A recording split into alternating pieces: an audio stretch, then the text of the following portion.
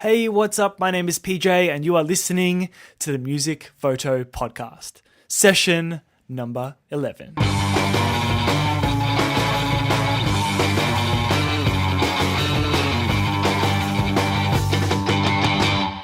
Thank you so much for joining me again here for the Music Photo Podcast.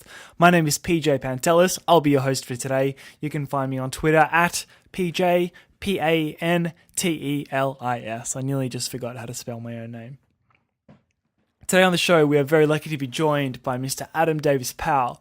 Adam is a Sydney-based music photographer and videographer. He's born and bred in London, moved to Australia a couple of years ago.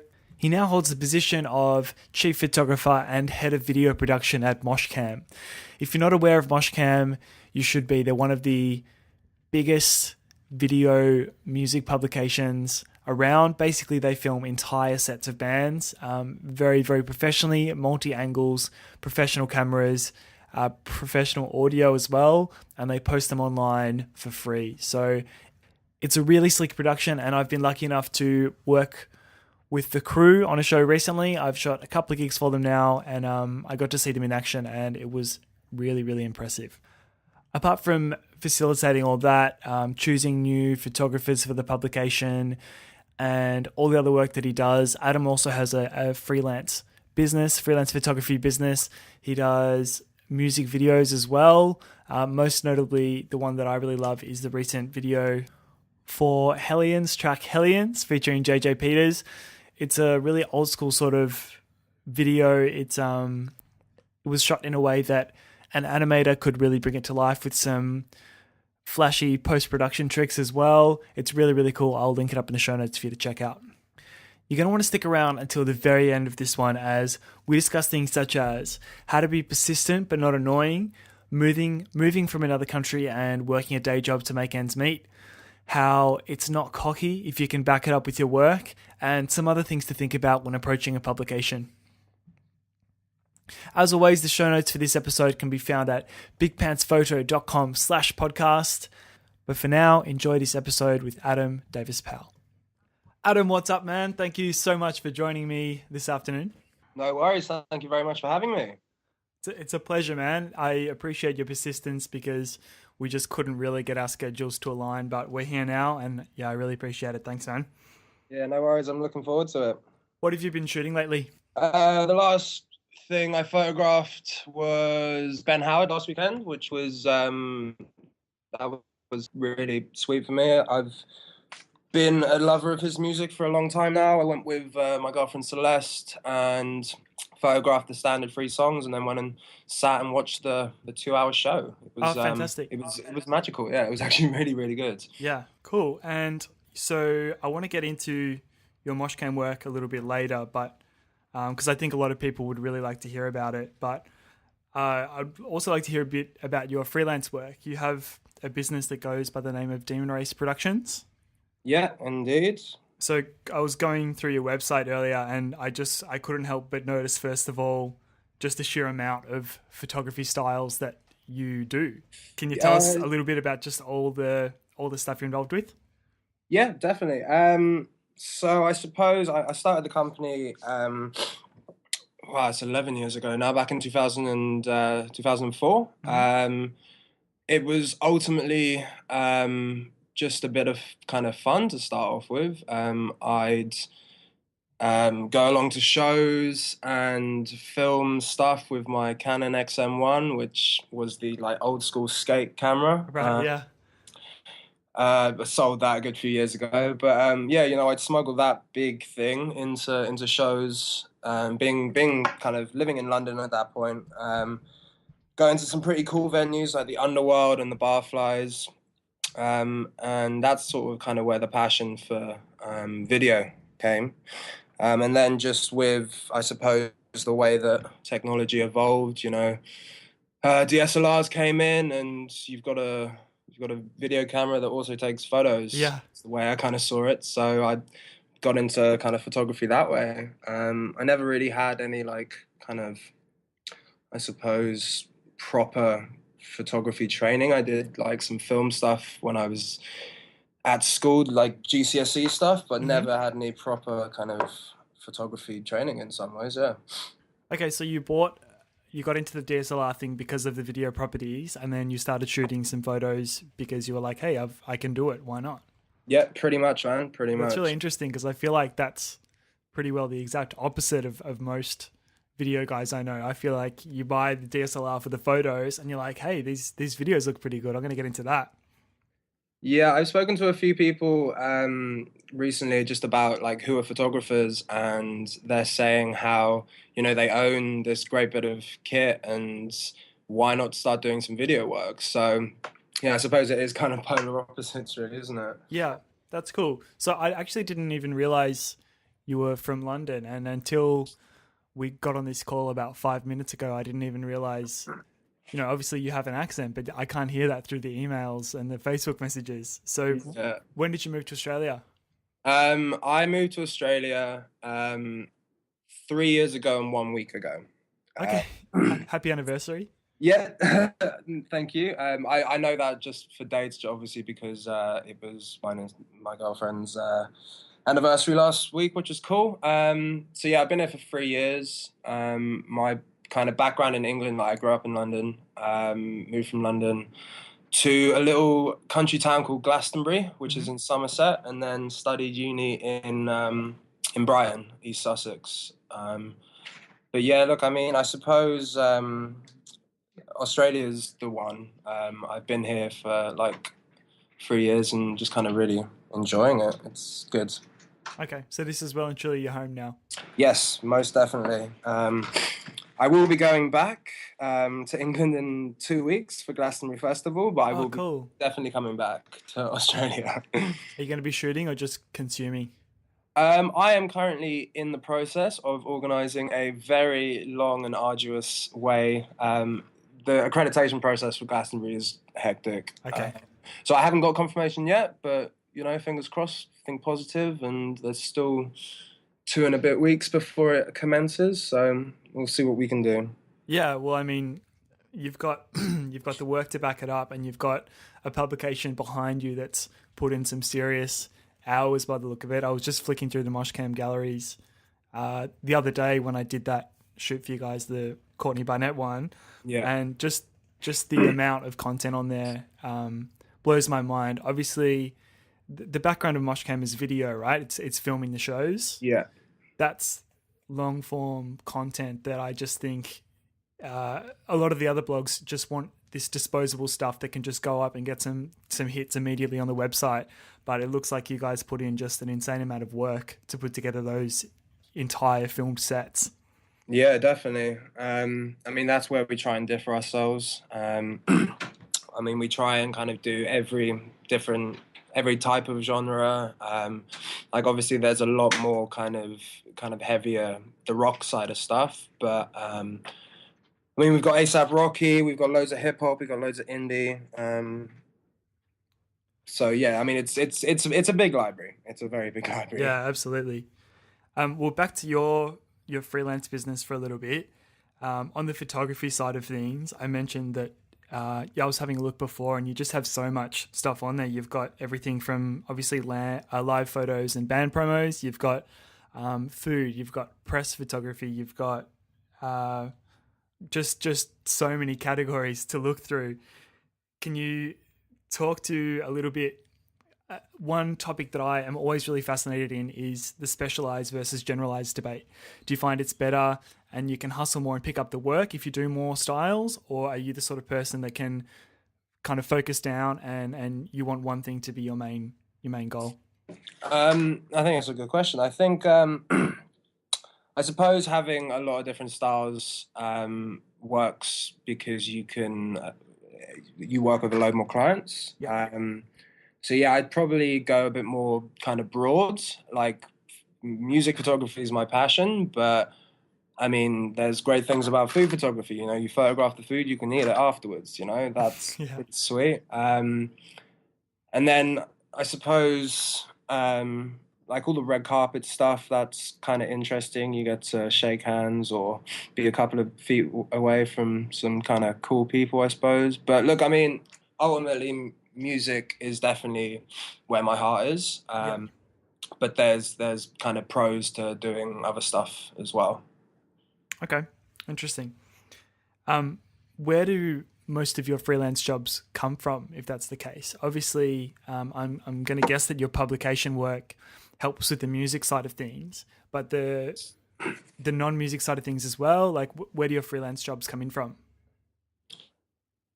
I suppose a lot of it's word of mouth, Yeah. um, which is cool. You know, if I've worked with a band or a label or an artist through Moshcam, and the band, label, or artist or whatever needs something after the work with Moshcam's kind of finished or has passed, then it's kind of an easy in if they need something like that. But I mean, that's music stuff. Like food stuff, I suppose.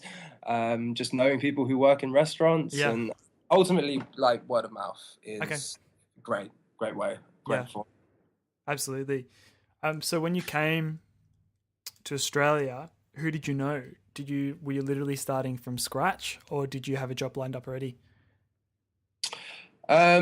Ooh, interesting. Okay, so the 2 weeks before I arrived in Australia, I shot the Great Escape Festival, Yep. which is a small sort of industry festival held in Brighton. It's basically Europe's take. Well, it's looked after by the same people as South by Southwest, so it's Mm-hmm. kind of Europe's South by Industry Southwest. showcase sort of Pretty deal. much.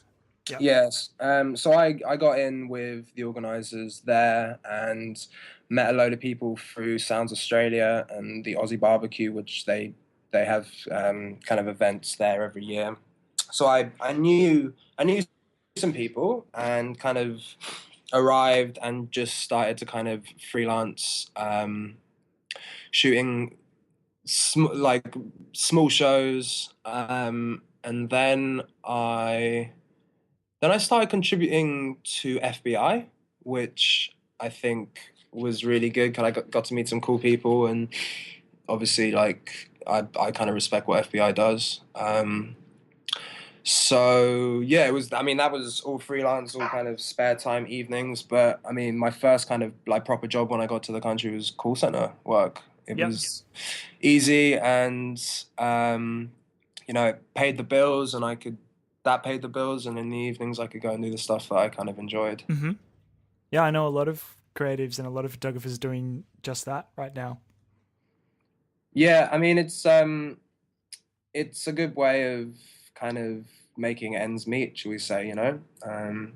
It's kind of easy. It's arduous and it's horrible, and I don't really recommend it. But like, yeah, you got to pay the bills. Yeah. So have you had, since you've been here, have you had like a pivotal relationship or a moment or like a person that you met that's really kind of helped to take it to the next level with your Yeah, creative work? definitely. So the person who the old CEO, the old person who started Moshcam, a dude called John Redden. Yep. Him and his partner Paul Hannigan started Moshcam like 7 8 years ago now. And when I was kind of looking for work, getting bored of my call center stuff, I came across Moshcam and was like, holy crap, this is awesome. Yeah. So I did what any kind of young kid would do and found out who ran the company and emailed him like 4 times until he said, "Yeah, cool, come in for a meeting." So I came in for a meeting on like a Thursday, I think, and this was the Thursday before Soundwave 2013. Yep. So I came in for a meeting on Thursday, and then he called me up on Friday and was like, "Come along to Soundwave and help out shooting interviews and do a bit of photography work." I was like, "Righto, that sounds pretty sweet." So went along and shot some interviews with the editor and cam op, who was their main dude then, a guy called Markus Ravik. Mm-hmm. And yeah, it kind of just blossomed from there. I did a bit of freelance stuff here and there, and then probably would have been like a month or two later, he called me up and was like, basically quit your job and come and freelance for us 5 days a week doing This was just when Moshcam signed the partnership with YouTube. So I Okay. was basically coming in and just like cutting all of the old shows. So like, 1,000 shows that were an hour long. I was cutting them into tracks and just loading them into YouTube. So Wow. yeah, That sounds like a process. it was pretty good. But once you get into the flow of it, it kind of flowed. Yeah. Yeah. So, I mean, the answer to that question, yeah, John Redding. He's a bloody dude, and he always kind of he saw something in me, and he kind of gave me the chance. And two and a half years, or 2 years, 4 years later, 2 years, 4 months later, I'm still here, loving it. So yeah. Fantastic. So he really set you on the path. Yeah, I mean, being persistent but not annoying kind of helped because I don't think many people had kind of done what I did to him, and he was just probably kind of like, oh yeah, let's just get this guy in just to shut him up. Um, yeah, look, I mean, it worked out. So Yeah, yeah, cool. I want to ask you a little bit later about that because obviously you're in charge of taking on and organizing people now. So I think people are really curious as to sort of the the bad things that people do, how to avoid them, and I'd love to ask you a bit about that later. cool, man. Um, so your main thing is a video guy still, right? You still the main part of your freelance business is video. You do music videos, and what other sort of video work do you do? So I do, yeah, music videos, session work with artists, Mm-hmm. live shows, corporate videos. I've been doing a bit of tattoo work recently, which is pretty sweet. Yeah, cool. But yeah, look, I mean, corporate's where the money's at, music's where the fun's at. So Yeah, kind of got to find a happy medium between doing the good stuff and doing the stuff. I mean, like corporate stuff's all right. I was at a Vivid thing 2 weeks ago. in Sydney. Yeah, in Sydney. Yeah, Yeah. it wasn't Carriage Works. It was like the technology park for Game On. Oh yeah. Like a gaming expo and stuff. And I did a video for a mate, and that was fun. Yeah, so very very different types of video, but it's all good. It's all good. Yeah. What sort of a we mentioned the DSLR kit before. What sort of a kit are you rolling with at the moment for the video?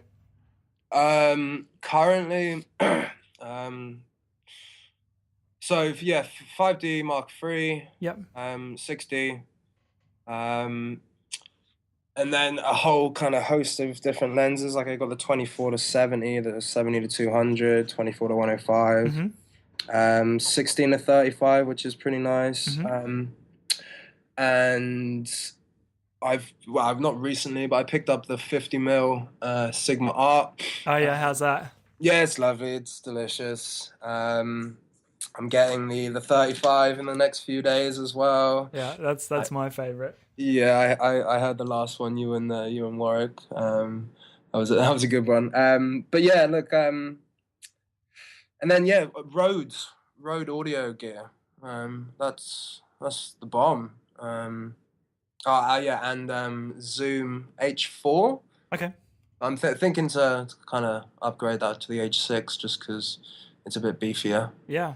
Oh yeah, I picked up a glide cam that I've kind of used once, but I haven't needed to use it for any other shoots since I got it. But I might take it out for a little play this weekend. Yeah. Cool. I feel like the glide cam, I haven't done too much video work, but I've just got like one of the cheap copies. And I feel like when you can get it just right, when you can spend the time to balance it, it's fantastic. But Yeah. if you need to do anything where you're changing lenses or bodies or anything like that, it's just a nightmare to sit there and get it perfectly again and again. Yeah, yeah. I think if you're gonna take it out, you keep the same lens on and just Yeah. go with it, hey. Yeah, yeah. Or make sure at least they weigh the same. Yep. So you're rolling with the DSLR kit for shooting video, and you're obviously still doing a fantastic job. I've seen my favorite one, and we even mentioned it on the podcast, was that Hellions video you did just recently. That was really cool. Yeah, that was super sweet, man. That sort of just kind of fell into place, really. I emailed their manager about some other work, and he was like, "Whoa, would somebody just pulled out? Are you free like tomorrow?" What? Yeah, I was just like, "Oh, yeah, sweet." So yeah, I think it might have been tomorrow or the day after, but yeah, it was like a day or two's notice. Yeah, yeah. Drive up to some green screen place, and just kind of Roll shoot with it. for yeah, like probably 6 hours. It was a sweet day.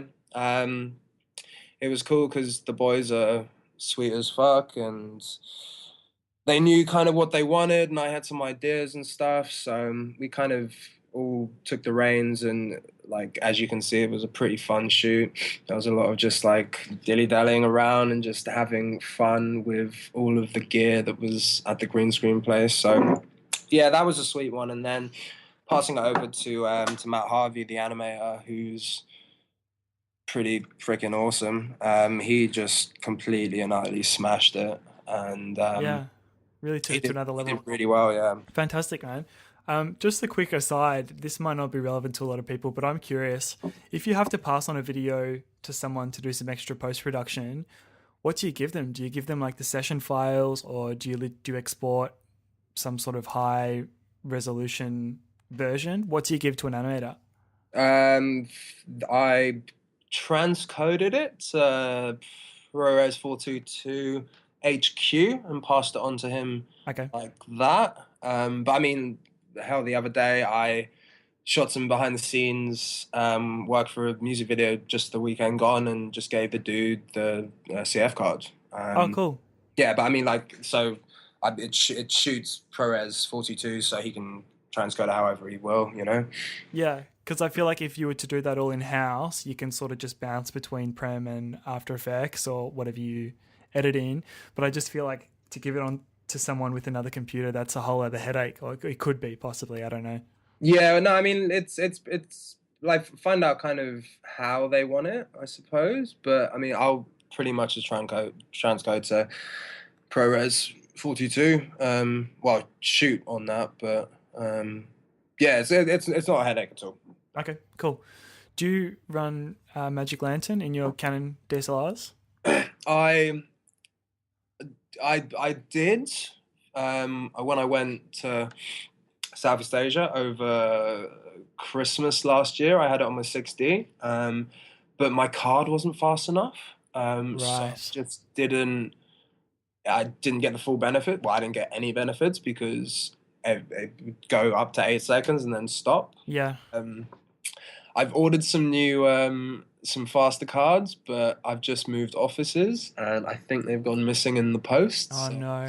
that's kind of annoying. But like, no, I don't. But I am thinking about kind of playing about with it a bit more.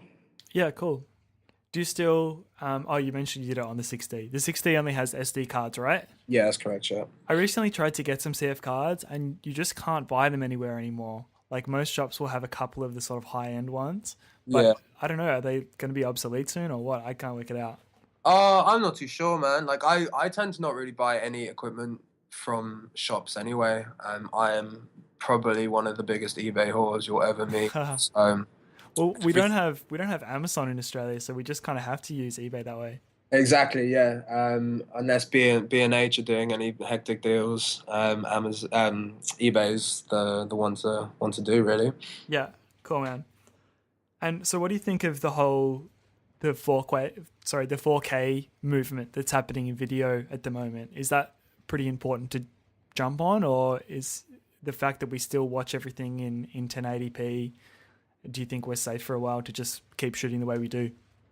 Oh yeah, I reckon we'll be all right for the next probably 2 years, year to two. But I mean, like, all of the 4K stuff does look pretty sweet. Yeah, And I mean, when funds are available, I will be hopefully upgrading to the FS7. So, but at the moment, like for kind of the stuff I do, 4K is not really it's a bit bit 100% of needed. overkill, is it?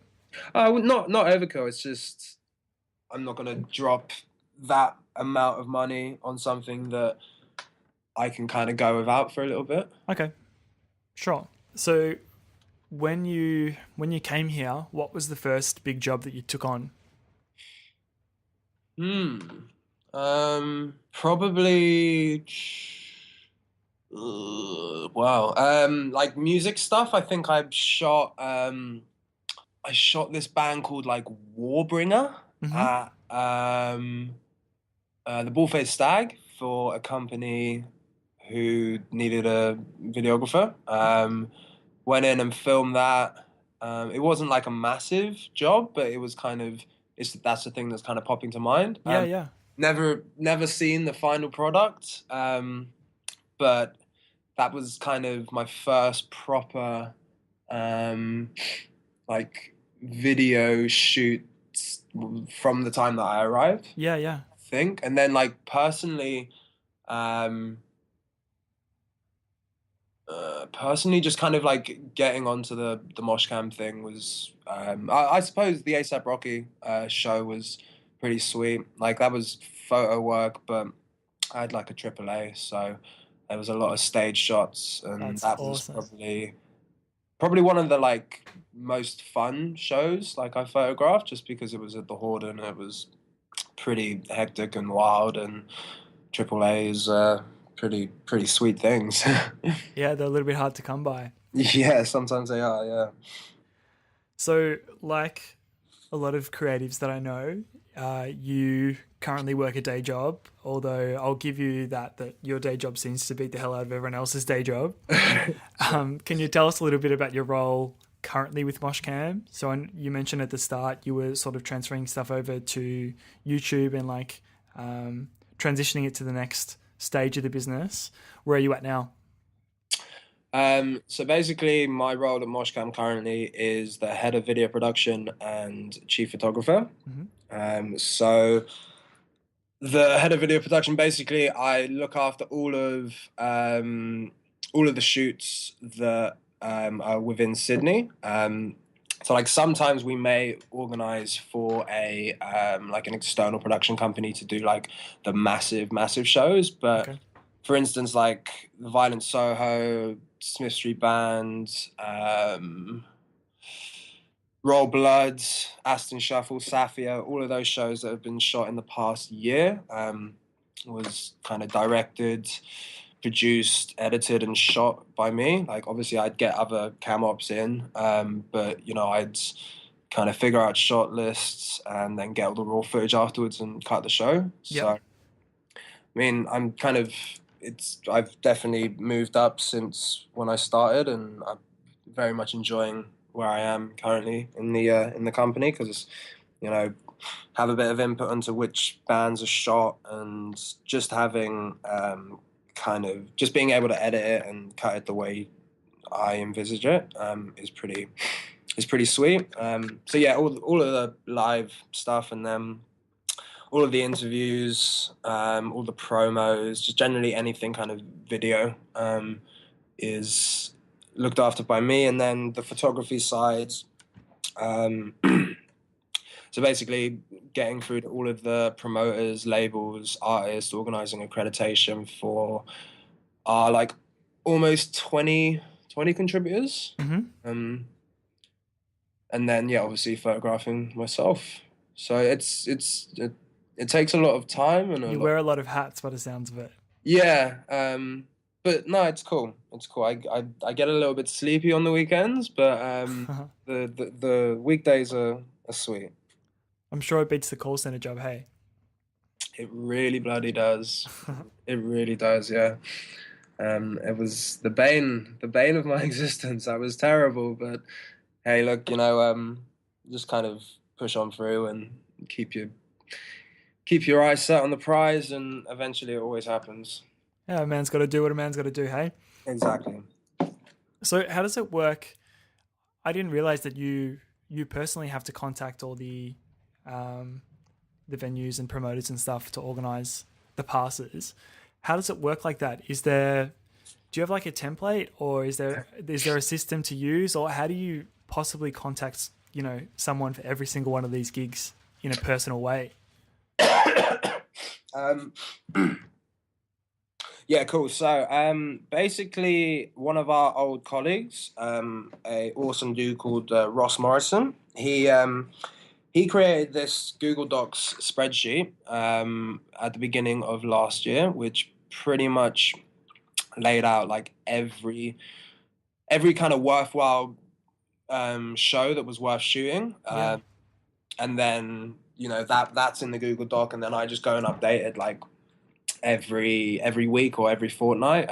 Ross no longer works with us, but I've kind of taken that on. So pretty much Google Docs. Yeah, we've got like just every show that's worth doing. And then that's one tab, and then another tab we've just got like the contacts list. So every person who runs any promotion company, label contacts as well. So that's kind of all the information. You've got all the email addresses and you've got all the shows, and then we just got like a standard template through Outlook that we just send to the promoters, or if the band's on a label that we have a good relationship with, I'll just hit up the label. So yeah, it's a lot of emailing, Yeah, it but sounds like it. it works out. I've got to keep on top of it, and I can happily say that sometimes other stuff gets in the way. Yeah. But I mean, we managed to send like a lot of photographers to a lot of shows, so that's pretty sweet. Absolutely, it is. In terms of productivity, I'm always obsessed with ways that I can make myself better and just improve the processes. How do you keep it? How do you keep yourself disciplined to do all that? Do you batch them, and do you have like a day a week where you do all your emails, or do you just do them as they come in or as you think of them? How does it work? I run a strict post-it note business. So my computer has a lot of post-it notes on it. Mine too. Yeah, it's a good way of doing things in some ways. I'm a very if something's written out and then you tick it off, it's a nice feeling to tick something off, so you know you've done that job for the day. But hey, look, I suppose Mondays is a good day just to kind of send stuff out, like accreditation wise, Yeah. because usually a lot of gigs happen at the weekend, and then Monday I'll usually send like a link of the gallery to the promoter or the label. So I'm doing that little bit, so I might as well check out some emails as well. Yeah. So yeah, Monday's usually a good day. Okay. I'm so glad you mentioned the post-it note thing, because people that come into my little home office, they just look at it and they think you must be schizophrenic or something, because my entire workspace is just blasted with post-it notes. But the way I do it is every time I hate it. I hate all the clutter. So every time I tick something off, I can scrunch it up and throw it in the bin. Is it similar to you? Yeah, definitely. I mean, it's just a nice feeling to kind of tick something off, or like when you finish the whole post-it note, you can just like peel it off. Yeah, yeah. It's like that feeling, when you get a new phone and you peel off the plastic off. Yes, I like peeling a new bit of plastic off the scratch pad of a guitar. Exactly, yeah. And it's like, oh, sweet, I achieved something today. It's a nice pat on your own back. Yeah, I like it. Definitely. So I'd like to just talk a little bit more about the way you, obviously I can only imagine you have a lot of emails coming in from people wanting to contribute, and it must be quite a process to reply and vet and just choose from all the different options you have. Yeah. So if someone emails you with a request, or they've got their little spiel with their portfolio, is there anything straight off the bat that would rule them out as a contributor? For new contributors, I suppose I'll need to just kind of check out their work and see if it looks cool and fits with kind of the style that we try and keep on the website. But look, I mean, I suppose I've kind of got like a good set of people that already are kind of part of the team. Okay. We just got this good little Facebook group, just a private one, and I'll kind of chuck stuff up every couple of days or every week or whatnot, just with offers of stuff. So I mean, saying that, we haven't really had any more kind of. I haven't received an email for a while from someone saying, "Hey, I'd like to get involved." But when they do, just see what the work's like, Case and by case. yeah, pretty much, man. Yeah, Okay, cool. The Facebook group, it's funny, isn't it, how like we all complain about Facebook and how it's dead and when are we going to move to the next thing, but there are still so many things that we just rely on Facebook for the day-to-day stuff. definitely. Facebook groups, like you can't argue, like everyone's on the platform, so it's still such a big part of our lives. We can't ditch it. Yeah, no, definitely utilize it. It's a it might suck out a bit of your time, just browsing and shit, but no, it's cool. Like everyone usually checks it at least once a day. I try and have days off sometimes, but it's on your phone, it's on desktop, like. But no, It's hard to avoid. it is, yeah, it is. I've tried to kind of not be as Facebook and Instagrammy as I used to be, just because it does kind of waste a bit of time, and I've had a lot of stuff on. But yeah, look, it's great form of communication, and yeah, well, I'm all for Facebook. Yeah, it's so hard to not get sucked into that wormhole and all of a sudden you've just lost half an hour, 45 minutes. But Exactly. we do really need it in our lives still, I think. Yeah. Have you had any bad experiences with creatives that you've taken on, or anything bad happen at a gig that you've shot maybe? I've had like a couple of instances, I suppose, with people we will send to a show, and like it takes longer to receive the photos than usual. Like we have an agreement that we send out that is pretty standard, but yeah, sometimes people take longer, and that's a little bit annoying. And then if they request something in future, you kind of think back and like maybe not. Yeah, of course. And then like so that's contributor stuff. I suppose the only real bad thing that happened to me when I was shooting wasn't even really bad, but it was on the Hellions boat cruise at the beginning of the year. We were in the pit for Hellions, and everything was going fucking mad, and I was shooting fish eye like above my head with my strap kind Yeah. of just dangling, and Dre managed to like get his arm through my strap while singing, and we were like, he was connected to my camera for about 3 or 4 seconds, and that could have ended badly. But no, that was just funny when I think back to that. That was fucking jokes. Well, yeah, he could have easily just ripped it right out. Hey. Yeah, exactly. But not. It was all good, and funny to think about. That was a good show. So you've obviously worked with Hellions a few times now. Have there been many situations where you've made a great connection through the publication work that you've done, or maybe got an opportunity through that you wouldn't have had otherwise, like a personal connection? Yeah, I suppose like maybe not so much a personal connection, but like I did a film for David Campbell last year. Mm-hmm. He performed at he performed at Hayes Theatre in Potts Point, and that was through his record label, Social Family Records. And from that, I kind of became quite like close with that label, and that's kind of sorted me out. Um, that sorted me out quite a bit of work recently, which is cool. So like from like a work point of view, Yep.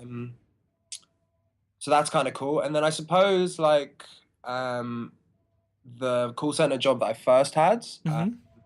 were one of the dudes I worked with was Josh from Hand of Mercy. Oh, cool. Um, so yeah, whenever I see him, it's always like, oh yeah, fuck that place. We're actually doing what we like now. So yeah, that's kind of cool. Yeah, nice. What sort of things? I know you're not really looking to take on anyone else at the moment, but just hypothetically, or for someone looking to get involved with any publication, what sort of things could you tell that person? Be punctual. do hound, but not in like an annoying way. Um, try and suppose have like a bit of a flair, bit of a difference, and like just kind of know that you gotta work for free a little bit to start off with, but Yeah, of like course. you just kind of keep doing what you love to do, and it will almost certainly pay off. I can imagine it'd be pretty easy for someone approaching a publication like yours for it to come off straight off the bat like too braggy, too much like you're full of yourself. I guess there has to be some of that because you have to be confident in your own work and you have to display your own work. But is that a bit of a turn off for you if you were to get something like that and it's all about me, look what I've done, look what I've worked with? Or is it just how it is? Is it just how it has to be? Man, if you can back it up with good work, then that's not cocky. That's just knowing your goods. Okay. So yeah, look, be positive, and yeah, no, definitely. I mean, that's cool. If you know your shit's good, then fucking let me know. Go for it. Yeah. Adam, thank you so much for your time today. I really appreciate you taking some time out of your busy schedule. Where No can we sweat. find you online? Where can we send people? Where are you most active? I suppose, well, Instagram, which is pretty cool, and Facebook and the website, and it's all, so Instagram's just Demon Race, Yep. and Facebook is demonraceproductions.com, and that goes to the website too. Yep. Cool. And I'll make sure to link up all the spelling and stuff in the show notes so people don't miss out. Are you on Twitter as well if people want to have a chat? No, man, I'm scared of Twitter. Oh, really? Yeah, I've never.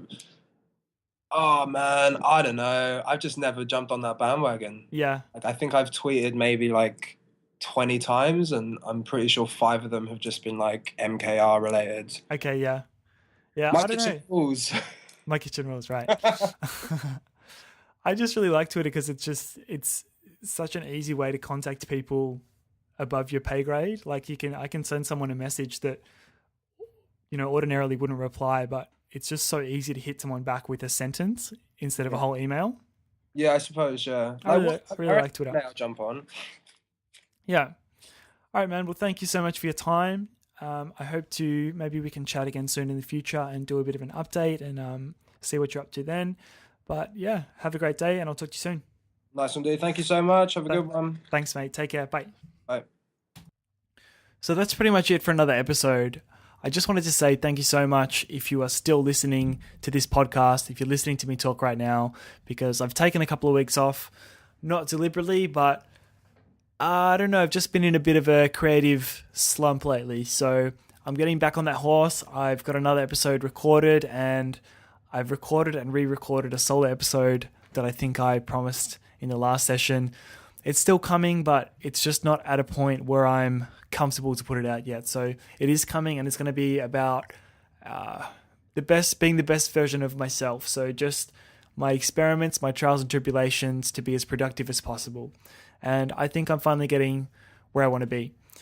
Some exciting kind of cool news is the podcast is well over 2,000 downloads so far, at about 2,300 at the time of recording this, and I'm hoping to get well over 2,500 by the end of the week. I'm going to do the absolute best I can to make sure that I have something for you guys every single Monday. It's hard, it's so easy to fall behind if someone doesn't work out, if an interview bails or just it's too difficult, it doesn't line up with the schedules, then it's so easy to miss out. But I'm doing everything I can to plan ahead and record a couple each week so I've got some in the bank. I'm also going to try and do a smaller episode midweek. I'm not sure if it happened this week, but I want to do some in-between episodes because I feel like I've got lots more content ready to share, and I might get some past guests on for some smaller, fun in-between episodes to keep you tied over in between. That's it for another week. I just wanted to say, if you're enjoying the podcast so far, I would love it if you'd head over to the iTunes store. You can type in my name in the search bar and leave me a review on the show. It really helps. It helps us get ranked. It helps us appear in the searches so people who could use this sort of content can find it more easily. So until next time, thank you. I appreciate you. Have a fantastic week shooting, and I'll see you in the next episode. Bye.